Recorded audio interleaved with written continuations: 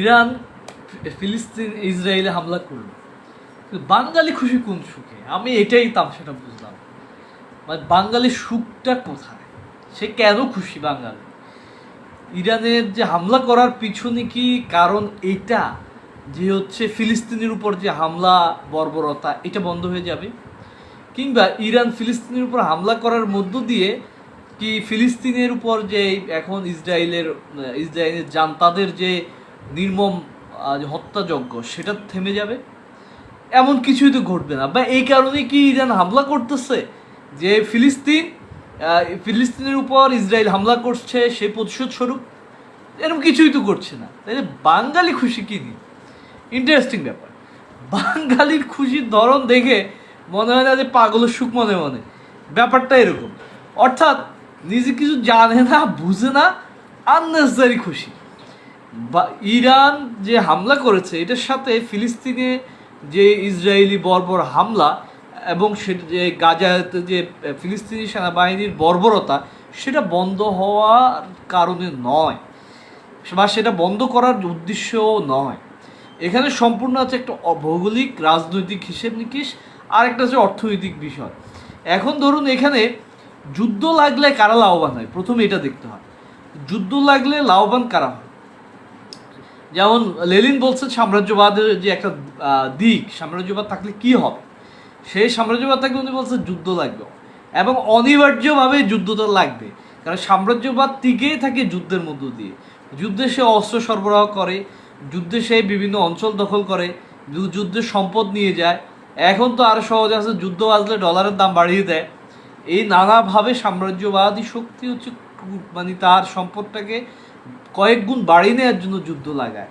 আর যুদ্ধে ক্ষতিগ্রস্ত সাধারণ নিরীহ মানুষ, এবং এমন একটা তৃতীয় বিশ্বের দেশ খুঁজে নেওয়ার চেষ্টা করে যুদ্ধ লাগানোর জন্য, যা বা এরকম একটা পরিস্থিতি তো যুদ্ধ লাগানোর জন্য যে দেশগুলোতে যে দেশগুলো ওই সাম্রাজ্যবাদী শক্তির উপর কোনো না কোনোভাবে নির্ভরশীল হতে হয়, এই একটা দিক। আর এখানে তো ফিলিস্তিন একটা নিপীড়িত জনগোষ্ঠী, ইসরায়েল এখানে নিপীড়ক। এখন ইসরায়েলের সাধারণ মানুষ যারা, তারা কি এই যুদ্ধের পক্ষে? বাঙালি কখনো এটা ভেবেছে? ইসরায়েলের যে সাধারণ নাগরিক, তারা তো যুদ্ধের বিরুদ্ধে, তারা যুদ্ধ চায় না।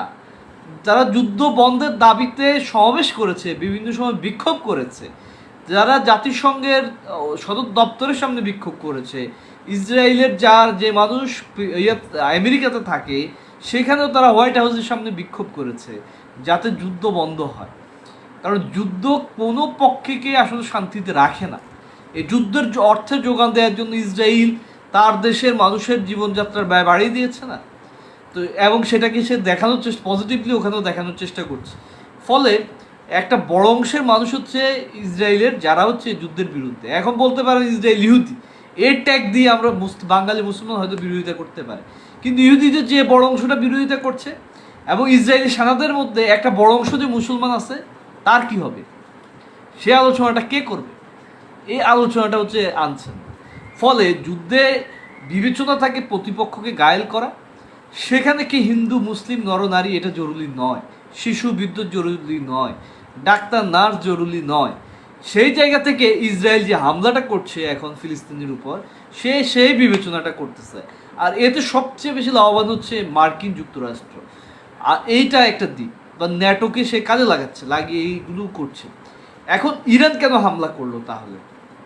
ইরান হামলা করলো হচ্ছে, প্রধান ইরানের হামলা করার যে জায়গা, সেই জায়গাটা হচ্ছে ইরানের যে দামেস্কে, অর্থাৎ সিরিয়ার দামেস্ক অঞ্চলে যে ইসরায়েল যে হামলা চালালো কয়েকদিন আগে, গত 3-4 দিন আগে, সে হামলায় ইরানি 2জন মেজর জেনারেল সহ 6 জন, সর্বমোট 7 জন লোক সেখানে নিহত হয়।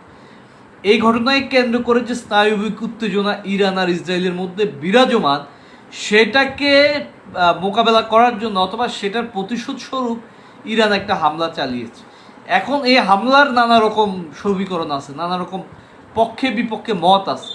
এখন একদল বিশ্লেষক এটা মনে করছে, ইরানে এই হামলার মধ্য দিয়ে যেটা হবে, ফিলিস্তিনিদের যে নির্মম নিপীড়ন চালাচ্ছে ইসরায়েল, সেটা ঢাকা পড়ে যাবে।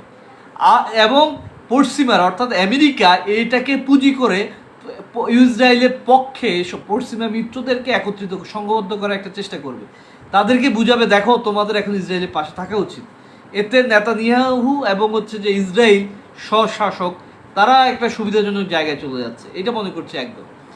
আরেকদম মনে করছে ইরাক তার শক্তির প্রদর্শন সেটা করলেন, সেটা দেখালেন যে তারও শক্তি সক্ষমতা আছে ইয়া করার। কিন্তু অনেকে মনে করছে যেহেতু ইরানের এই হামলায় ইসরায়েলের বড় কোনো ক্ষয়ক্ষতি হয়নি, সেই অর্থে হচ্ছে ইরানের এই হামলাটা আসলে ব্যর্থ। কারণ সে যে টার্গেট নিয়ে সে যে উদ্দেশ্যে ইসরায়েল হামলা করলো, সে হামলা কোনো কিছু ক্ষয়ক্ষতি করতে পারলো না। যদি সেটা না পারে তাহলে হচ্ছে আসলে তার যে দুর্বলতা এটা হচ্ছে ইসরায়েলের সামনে স্পষ্ট হয়ে গেল।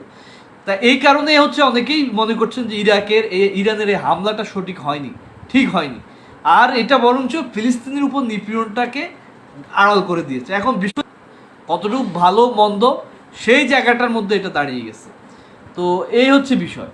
তো আমাদেরকে এই বিবেচনাগুলো মানে না বুঝে বাঙালি একটা শ্রেণী অহেতুক না লাফালাফি করছে, নাচানাচি করছে, মনে করছে একটা বিরাট কিছু হয়ে গেছে। ইরানের এই হামলা দিয়ে বিরাট কিছু হওয়ার কোনো সম্ভাবনা তো নাই, বরঞ্চ ফিলিস্তিনের নিপীড়ন আছে, আমেরিকার অস্ত্র ব্যবসাটা আরও জমজমাট হবে, ইরানও যে আহামরি কিছু একটা লাভবান হবে বিষয়টা এরকমও নয়। আবার ফিলিস্তিন সে তার জায়গাতে সে শক্তি নিয়ে আরও দাঁড়িয়েছে। এবং ইরানের এই হামলার ফলে যেটা হয়েছে, ইরানি যে মানে ইরানি যে মুদ্রা, এটার হচ্ছে মানটা কমে গেছে। এখন এটার মান কমে যাওয়ার ফলে কী হবে, ওখানকার মানুষের জীবনযাত্রার ব্যয়টা বেড়ে যাবে, সেখানে একটা সংকট তৈরি হবে। ফলে এবং এই যে মেরুকরণ এটা চলতেছে, তো বাঙালি যে কারণে নিজের সুখ বা পাগলের সুখ মনে মনে এই সুখী হওয়ার বা এই খুশি হওয়ার কোনো কারণ নাই, বিপদ সামনে বরঞ্চ আর বাড়তে পারে। তো এটা বুঝে শুনে বোধহয় অবস্থান নেওয়াটা ভালো। আর আমরা অবশ্যই ইসরায়েলের এই হামলার নিন্দা জানাই। ইসরায়েলের মতো একটা দানবীয় শক্তি ফিলিস্তিনের যে নিরীহ জনতার উপর যে হামলা আগ্রাসী ভূমিকা পালন করছে, এটা বন্ধ হওয়া উচিত এবং ইসরায়েলকে ফিলিস্তিনকে তার যে ভূখণ্ড সেই ভূখণ্ডের মালিকানা দেওয়া উচিত। এখানে ধর্মীয় বিবেচনা কোনো ম্যাটার করে না, এখানে ধর্মীয় দিকটা কোনো ধরনের ম্যাটার করে না। ধর্মীয় দিক ম্যাটার করতে মধ্যপ্রাচ্য একত্রিত হয়ে যেত সব, বা ইহুদি অঞ্চলগুলো একত্রিত হয়ে যেত, খ্রিস্টান অঞ্চলগুলো একত্রিত হয়ে যেত, কোনো বাংলাদেশ পাকিস্তান যুদ্ধ জীবনও লাগতো না যদি ধর্ম ম্যাটার করতো, বা পাকিস্তানের মধ্যে এখন যে দ্বন্দ্ব এটা জীবনও লাগতো না। কাজে এখানে ধর্ম ডাজেন্ট ম্যাটার, এখানে হচ্ছে পুঁজি মুনাফা। কিন্তু আমাদের যে একদল মানে আমাদের যে আনকালচার ধার্মিক, যারা ধার্মিক ঠিক না, যারা উগ্র ধার্মিক, যারা বক ধার্মিকরা ভালো, এত বিতর্ক ঝামেলা যায় নাই, তারা আল্লাহর কপালের উপর বিশ্বাস করে, আল্লাহর উপর বিশ্বাস করে।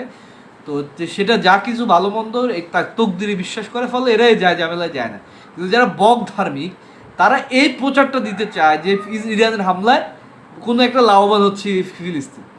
আসলে ফিলিস্তিন কোনোভাবে লাভবান হচ্ছে না, সেটাই আমি এতক্ষণ ব্যাখ্যা দিলাম। যারা পূর্বে দেখেননি সেটা একটু দেখে নেবেন। আর দ্বিতীয় হচ্ছে ধর্মের বিবেচনাটা হলে পুরো মধ্যপ্রাচ্য একত্রিত হয়ে এটার বিরুদ্ধে লাগতো, কিন্তু মধ্যপ্রাচ্য তো একত্রিত হচ্ছে না। একই রকম করে আবার এই ধর্ম বিবেচনায় আসলে ইহুদি রাষ্ট্রগুলো একত্রিত হয়ে লাগতো। আর আমেরিকা থেকে কি ইহুদি কত পারছেন আমেরিকা, কিন্তু আমেরিকা কেন ন্যাটোকে ইসরায়েলকে সাপোর্ট দিচ্ছে, সে তো ধর্মের প্রশ্নে দিচ্ছে না। আবার বত্রিশটা যে মায়ানমার প্রশ্নে 32টা সবাই একত্রিত হয়ে লড়তো। এখন মায়ানমারের যে অংশটা মানে বিদ্রোহ করছে সামরিক জান্তার বিরুদ্ধে, এরাও তো বুদ্ধিস্ট ধর্মে, কিন্তু সেখানে লড়ছে কেন? বা আমাদের পূর্ব বাংলার এরাও তো মুসলিম ছিল, কিন্তু পশ্চিম পাকিস্তানের মুসলিমদের বিরুদ্ধে লড়লো কেন? কারণটা হচ্ছে আসলে এখানে ধর্মটা বিষয় না, এখানে হচ্ছে সাম্রাজ্যবাদী যে আগ্রাসন তার বিরুদ্ধে যে প্রতিরোধের শক্তি সেটা গড়ে তোলা হচ্ছে দরকার। এই জন্য ইসরায়েল ফিলিস্তিন ইস্যুতে ফিলিস্তিনের পক্ষে যেভাবে বাংলাদেশে মানুষ দাঁড়াচ্ছে, পাকিস্তানে দাঁড়াচ্ছে, লেবাননে দাঁড়াচ্ছে, আমেরিকাতে দাঁড়াচ্ছে, ইউরোপে দাঁড়াচ্ছে, মধ্যপ্রাচ্যেও দাঁড়াচ্ছে, এই জায়গা থেকে সবার সব যুদ্ধ বিরতির আহ্বান জানাচ্ছে। এইখানে ধর্ম ডাজেন্ট ম্যাটার, সেটা কে ধর্মে আছে, পুঁজি সেটাকে কেয়ার করে না। পুঁজি কেয়ার করে হচ্ছে তার প্রফিটটা কিভাবে হবে, সে কিভাবে গেইন করবে। এখন এই যে ধরুন যে করোনার পরে যে বিশেষ করে উন্নত বিশ্ব আমরা যেগুলো মার্কিন অর্থনীতির যে ধস, যে আশা বসা নিয়ে ট্রাম্পকে সরিয়ে মানুষ বাইডেনকে আনলো। যেমন ট্রাম্প সরার সময় একটা ভালো কথা বলছে আমি কোথাও কিন্তু যুদ্ধ লাগাইনি। বাইডেন এসে কী করলো, এখন তার যে ভঙ্গুর অর্থনীতিকে চাঙ্গা করার জন্য তার তো যেহেতু অস্ত্র ব্যবসাটা এখানে প্রধান, তাইলে অস্ত্র বাণিজ্য করতে হবে, কি করবে তখন? প্রথমে দিল ইউক্রেনকে দিয়ে রাশিয়ার সাথে একটা দ্বন্দ্ব লাগিয়ে ইউক্রেনের কাছে অস্ত্র বিক্রি করলো, এখন ফিলিস্তিনকে দিয়ে এখানে করে এটা করছে।